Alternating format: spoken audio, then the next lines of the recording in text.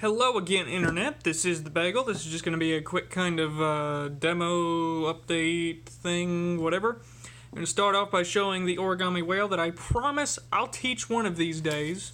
This one's pretty shabby just because I folded this several months ago. You can see he's got the little back tail fin. Here's a little close-up of the face. You've got his little mouth open, and you got this eye, and then I really like the way I rounded the head. And then this little strip right here is like its white belly. And then you've got the two little fins. Just a little view from underneath. This lock up here is kind of optional. I did it just to hold it together a little better, but it really doesn't need it if you don't want to do it. So that's that. And then something else I've designed here recently is just this simple little pop-up card.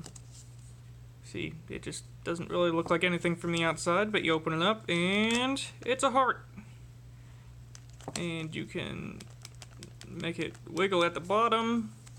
You can even have like a side view of a pyramid if you want that kind of thing. So yeah, this is something I worked pretty hard on.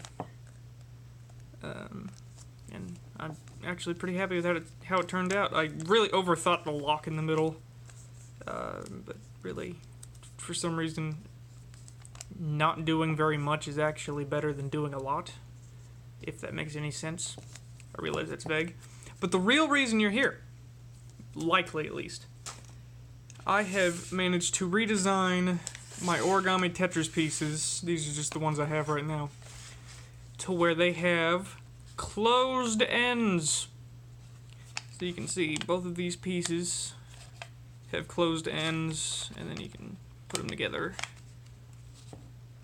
And yeah, it's a lot more sturdy. We also got this little Z piece.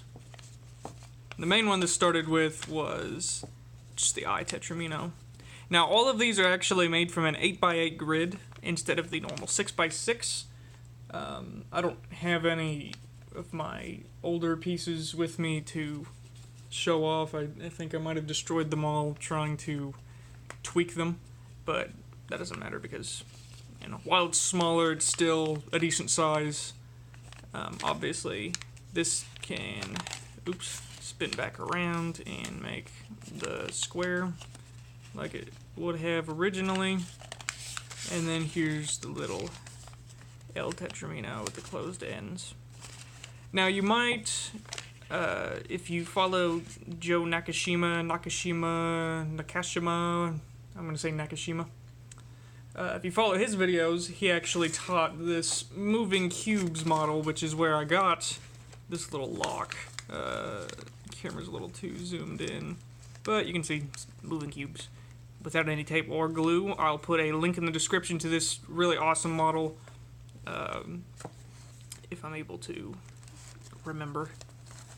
But yeah, so he just has this really super duper simple lock that he used just to close up the end, and it's really not much of anything, which kind of irks me because I think I was actually on to something like that at one point, playing around with the original Tetris pieces. But anyway, I just applied that to these, and now we have closed ends. Alright, so I've shown off all of these pieces, but I'll be honest, I've kind of misled you because this Z and this T, they can jump off a bridge, because I've actually managed to do the impossible, or what I thought was impossible, and I've managed to bring the pieces, the separate modules together, and as you can see, this is one single sheet making the T. What was originally, several months ago, 3 pieces is now just one sheet. And the thing that makes me the most confused is just how easy this is. So here's that front, the bottom, you can see that's where the seam is, back, and then the sides are where I close that up. These 3 are still the same, but all of the modular pieces, like these Z's, now this isn't the green that I would like to make it, because I used all my green on this. But, as you can see, promise it's only one piece. You can see that it's got this continuous seam, so there's that, and there's no seam right there. And then you've got the normal closed ends. Same thing on this one. I'm really, really happy with how this turned out. And obviously you can manipulate the seam to where it'll be on the back. That way, if you want to make a little picture or something, you can just hide the seam, make it seem like it's just make it seem like it's seamless.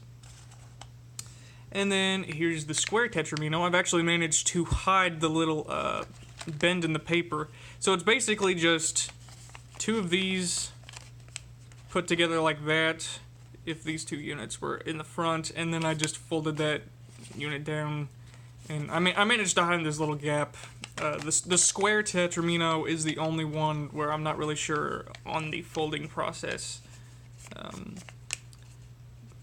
But yeah, this even has its own interesting log just because it's...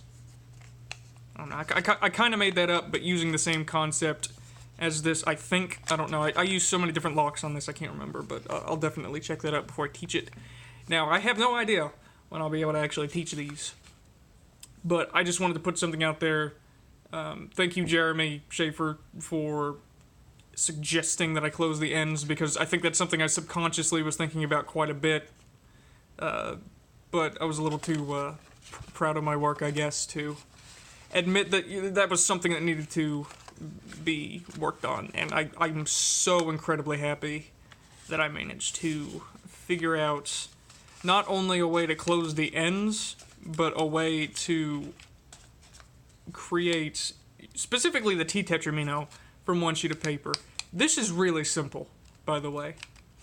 I overcomplicated this so much. This is so simple. I mean, maybe not as simple as I'm talking about, but just as hard as I thought it would be to design in my head, I just kind of accidentally got it, and now I'm kicking myself because this is probably the easiest out of all of them, just as far as me to... Well, I don't know. This wasn't hard, and neither were these two. Obviously, this one wasn't particularly hard, even with the closed ends. But yeah, so again, all of these are made from an 8x8 grid now, so that makes it easier to fold them, because you don't have to constantly do thirds. And trust me, especially for me, way easier, because I'm not constantly folding thirds to make different iterations. And each piece is now folded from a single sheet. Now, I think it's these two are folded from a 5x8. This is a 5x7. This is a 5x8. This is a 5x8. And then this is a 7x7 grid. So they're still not purist origami. You still have to get weird rectangles, but it's a small price to pay. It's way better than having to make multiple weird little units and hope that it stays together, and I don't know. So you can see basically the same thing, only this is just a lot cleaner. Now, I did kind of squeeze that earlier. But yeah, so I'm even shaking. You can see I'm shaking because I'm just so proud of this. But yeah, so I will teach these at some point, but this is my newest Tetris creation. I would like to call it the final version of my Origami Tetris, but God only knows what I might come up with at some point with this. I like Tetris, if you can't tell. But yeah, so that's kind of what's to come. Thank you everybody for your support. I love you all. Sorry, that was a bad joke. Anyway, I will be back at some point, so I guess I'll see you then, and probably be a whale, or maybe the heart, or maybe the Tetris. Oh, by the way, before I go, let me know if you want to have each Tetris piece in its own video, or if you want just one great big 40-minute, 50-minute long tutorial. I don't know that it'd be that long, but I mean, it'd be longer than the original. So keep that in mind. I'll probably do separate videos, but just go ahead and let me know what you would prefer. Anyway, so until then, see ya.